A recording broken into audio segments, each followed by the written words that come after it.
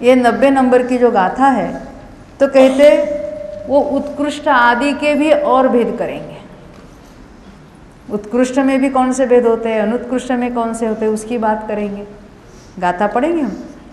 सादि अनादि धुव धुओय बंधो दुजेठमादिसु नाणे गम जीवम पड़ी ओघादे से जहाजोगम।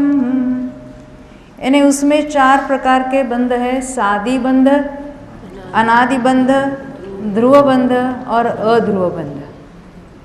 ये सादी अनादि क्या है हम फिर से देखेंगे, पहले एक बार हमने देखा था।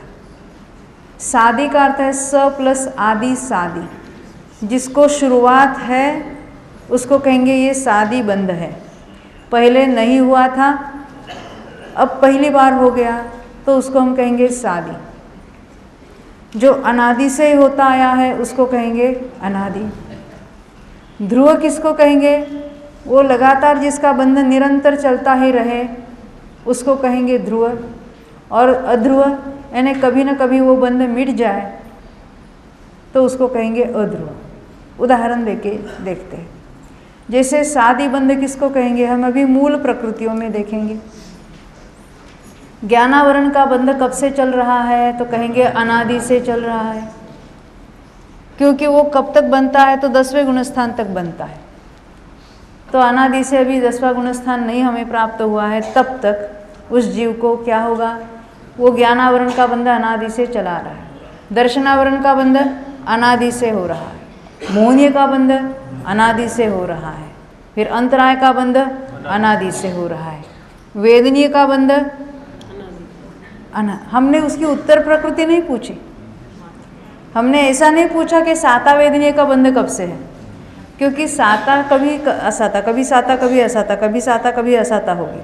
हम अभी मूल प्रकृतियों की बात देख रहे हैं, तो वो भी अनादि से बन रहा है, वेदनीय भी। आयु कभी कभी बनती है, तो आयु का बंध कैसा है, कभी बनता है और अंतर्मूर्त में वो बंध रुक जाता है, तो उसको कहेंगे वो सादी है, अनादि नहीं कहेंगे। बंध की बात चल रही है।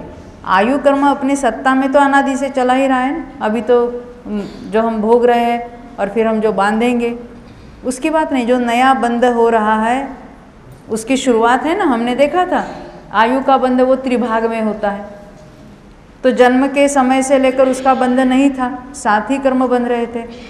और जब आयु का बंध हो रहा है तब उसको कहेंगे ये आयु के बंध की शुरुआत हुई, पहले नहीं थी अब उसकी शुरुआत हुई, तो उसको हम कहेंगे सादी बंध। आयु में वो सादी कहलाएगा। तो ये जो आयु का बंध सादी बंध कहलाता है।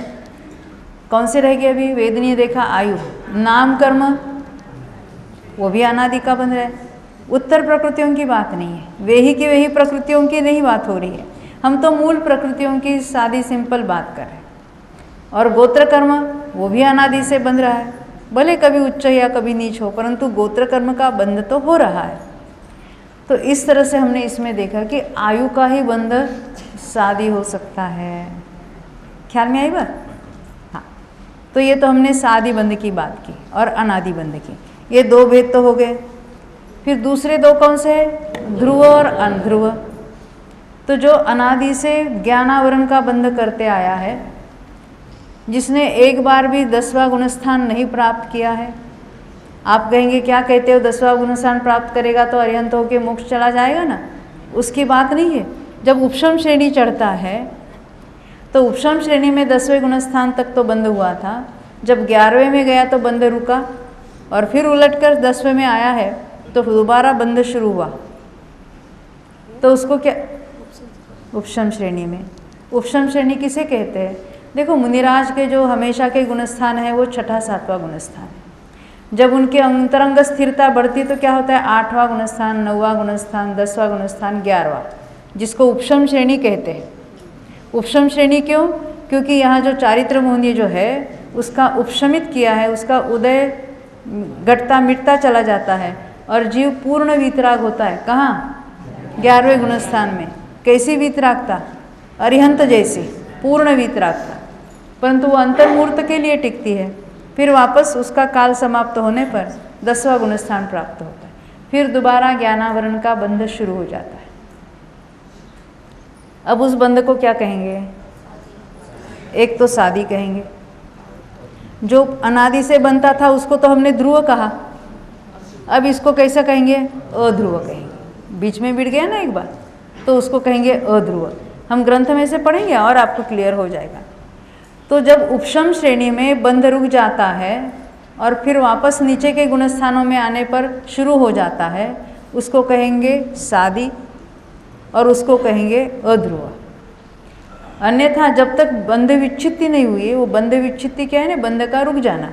विशिष्ट कर्म प्रकृतियाँ विशिष्ट गुणस्थान तक ही बनती है, ऊपर के गुणस्थानों में उनका बंध रुक जाता है।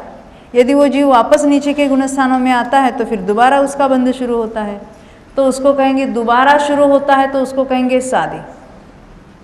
जैसे मिथ्यात्व का बंध कब से चला आ रहा है? अनादि से। किसी जीव को सम्यक दर्शन हुआ तो उसको मिथ्यात्व का बंध होगा कि नहीं होगा? नया बंध नहीं हो रहा है, नया बंध नहीं हो रहा है। जब तक सम्यक दृष्टि है तो मिथ्यात्व का बंध नहीं हो रहा है। अब ऐसा जो मिथ्यात्व से सम्यक्त्व से पलट कर सम्यक दृष्टि है, तब तक उसको मिथ्यात्व का बंधन नहीं है। अब वो फिर दोबारा मिथ्यात्व में गया तो क्या होगा? मिथ्यात्व का बंध शुरू हो जाएगा, तो उसको कहेंगे वो सादी बंध है। उसके बंध को क्या कहेंगे? सादी। एक बार उसने सम्यक तो प्राप्त किया तो अभी तो नियम से मोक्ष जाने वाला ही है, तो उसका तो अध्रुव कहलाएगा। अब कोई अभव्य जीव है, अभव्य किसे कहते मालूम है? जिसमें मोक्ष प्राप्त करने की योग्यता ही नहीं है, इसको तो सम्यक दर्शन भी नहीं होगा, तो उसका मिथ्यात्व का बंध अनादि से चला रहा है। कब तक चलेगा? अनंत काल तक। ज्ञानावरण का बंध अनंत काल तक, सातों ही कर्मों का बंध अनंत काल तक चलेगा, तो उसको हम कहेंगे उसका ध्रुव बंध है। ध्रुव बंध है, क्योंकि वो हमेशा बनता ही रहेगा, उसका बंध कभी ही रुकने वाला नहीं है। तो हमने 4 प्रकार के देखे ना। एक तो है अनादि का, अनादि से बनता आया है, उसको कहेंगे अनादि का बंध है। एक बार बीच में रुक कर फिर दोबारा बंध शुरू होगा तो उसको हम कहेंगे सादी बंध है। और जो ध्रुव रूप से बनता ही रहेगा, जैसे अभव्यों में है, तो उसको कहेंगे वो ध्रुव बंध है। और भव्य जीवों में वो बंध रुक के नष्ट हो जाएगा, तो उसको कहेंगे अध्रुव बंध है। अब हम एक एक उत्कृष्ट आदि के भेद के ऊपर लगाएंगे।